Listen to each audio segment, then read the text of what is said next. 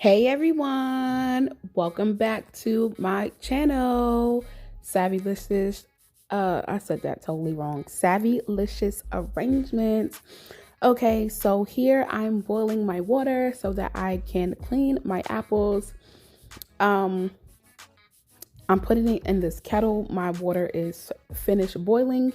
It took about 2 minutes, not long at all.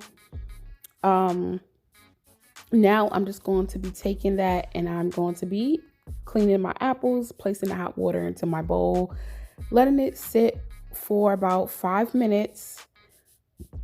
And then I'm going to go ahead and place some apple cider vinegar into the water so that it can get off all of the excess wax from the apples.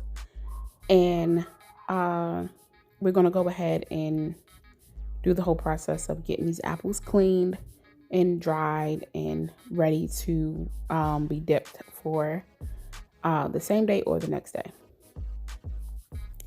So here you see me grabbing the apple cider vinegar, and I'm going to be placing that into the water just to go ahead and make sure that my apples are free of wax. So I like to use apple cider vinegar. You can use whatever else that you want. You can use salt, you can use baking soda. I just prefer to use apple cider vinegar.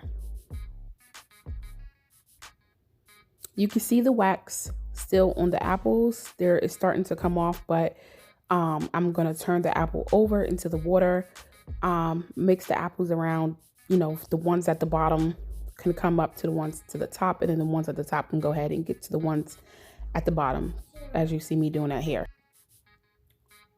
So now I am taking my apples. I dumped the hot water out of them. I am going to be putting some cold water into them and letting them sit for like maybe 2 to 3 minutes. And then I will go ahead and dump the water out, dry them off, and get them ready to sit so that we can start to dip them.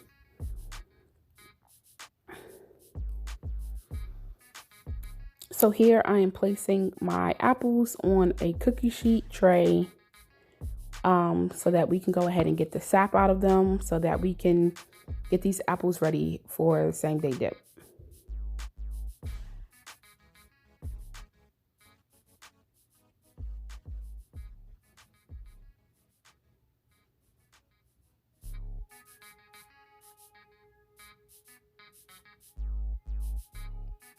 All right, so once you get your apples ready on your cookie sheet or whatever it is that you're going to place them in, you're going to go ahead and pop them into the oven on 350 degrees or 200 degrees. I would do 200 degrees for 30 minutes. Only reason why mine is on 350 is because I have cupcakes in the oven. So here you can see all of the sap is being pulled out of the apple. And this is what's going to allow you to do the same day dip.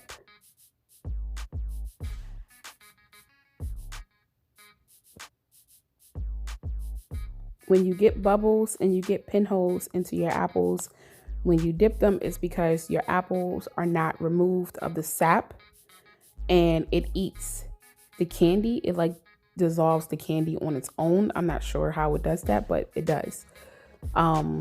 This is just a method that I use to make sure that my apples are free of bubbles and free of pinholes.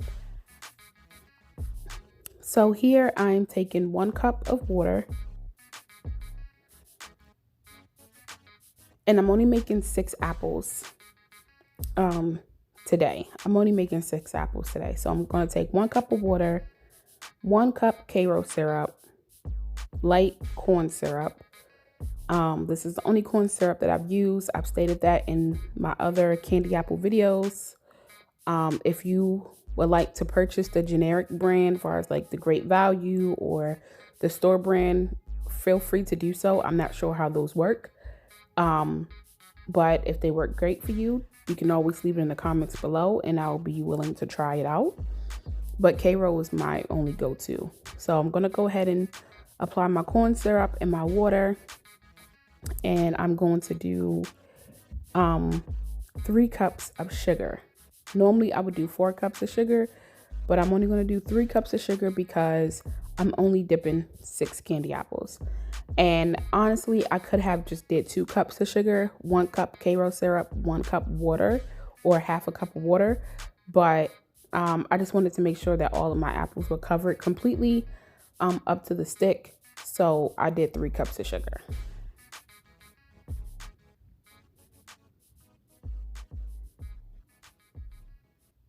So I'm just using my spatula to go ahead and get the excess sugar, Karo syrup, and everything that's left behind in the measuring cup. And I'm just going to go ahead and apply that into my pot.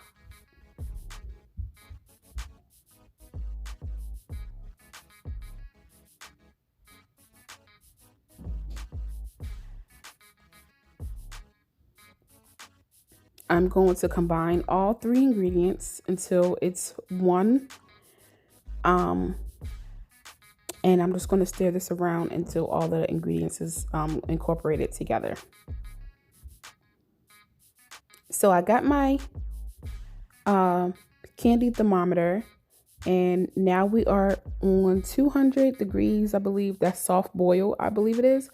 But I'm going to point this out because the last video I did with the blue candy apples, I was trying to let you guys know if you do not watch your candy mixture, it will, tend to overflow. So one of the subscribers left a comment and said that your bubbles overflow like that, or your candy mixture overflows like that because you put the food coloring in ahead of time. Now, I'm just pointing this out to you because it's no food coloring in here. It's just water, sugar, and Karo syrup. And my bubbles pretty much kind of overflowed again. So I'm not sure why it does that, but I try to keep an eye on my candy mixture when it's in the beginning stage because I know that it tends to boil, or it can boil over. And I don't want to clean up sugar because it's extremely hard to clean up sugar. So when you do your candy, just make sure you stand next to your pot or you're not too far. Just listen out for that bubble sound to where it seems like it's going to overflow. And my candy mixture is still kind of watery. The bubbles are still fast. They're still boiling kind of fast. So once they get to like slow bubbles and thick, bigger bubbles, then you know that your candy mixture is almost at its temperature. So here, my candy mixture has gotten to 300 degrees, and now I am going to apply my icing, which is the Wilton white icing color. I use this one, or I'll use the Americolor bright white, but because I had this closer to me, I just went ahead and chose this one. Okay, so I wound up losing footage from this video here. When you see the teal, it looks sky blue, but it's really teal. As the candy mixture cooks longer, then you'll actually see the true color. But I just have wound up using some old footage from my previous video so that I can make this video pretty, understandable, I believe. But here I am making teal candy apples, and I'm going to be making 2 colors in one batch. So here my candy mixture is done, and I'm going to be dipping my apples, and I'm going to show you how you can get 2 colors in one batch without having to pretty much remake a whole new batch of candy. So here I'm just dipping my apples as you see, and I just didn't want to make 2 batches of candy mixture. So I was just like, well, if I try a light color first and then a darker color at the end, maybe I can get 2 colors in one batch. So I'm just going to continue dipping my apples the best way I can. Everything that you've seen in the beginning of the video, this is what I've used and what I've done in the same process as my last ones. So here I just used 3 cups of sugar, 1 cup Karo syrup, and 1 cup of water, my regular base recipe, unless it's a 4 cup of sugar, 1 cup Karo, 1 cup water.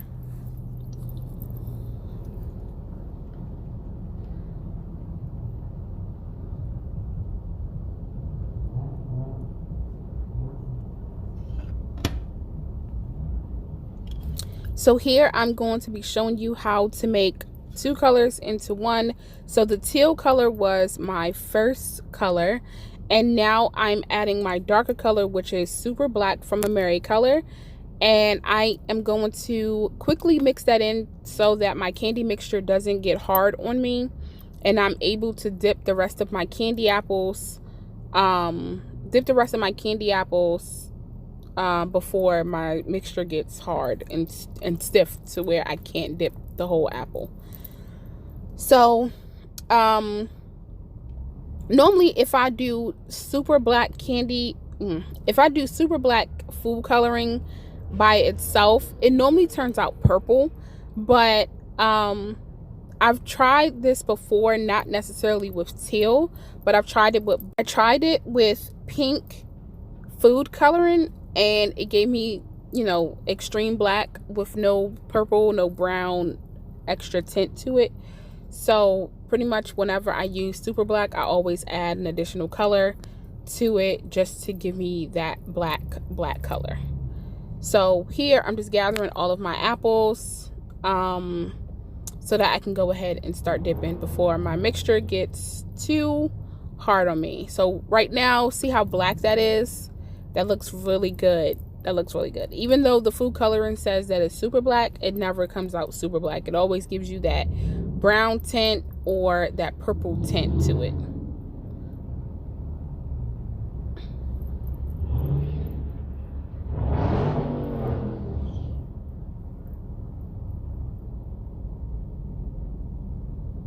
So by the time I got to my last apple, my chocolate started getting a little tough on me, and it was kind of hard to dip my last apple. I only made a dozen candy apples, 6 teal and 6 black.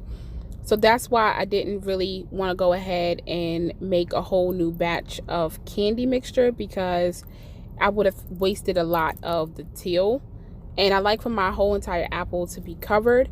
So if I would have used only 2 cups of sugar, the top of my apples wouldn't have been covered completely.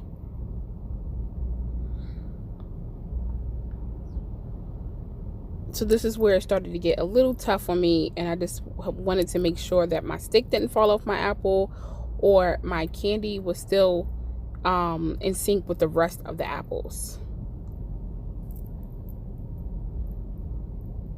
So I'm down to just a little bit of candy mixture, so I'm trying to tilt my pot as much as I can without making a mess pretty much.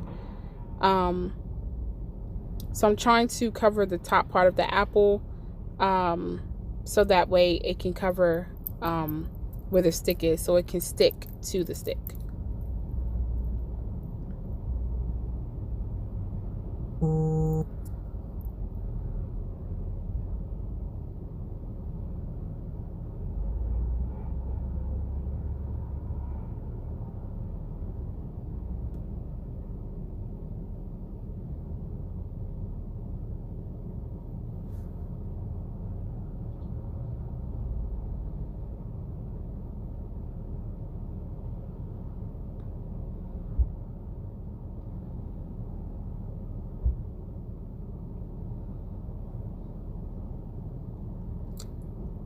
And this is it for this candy apple video.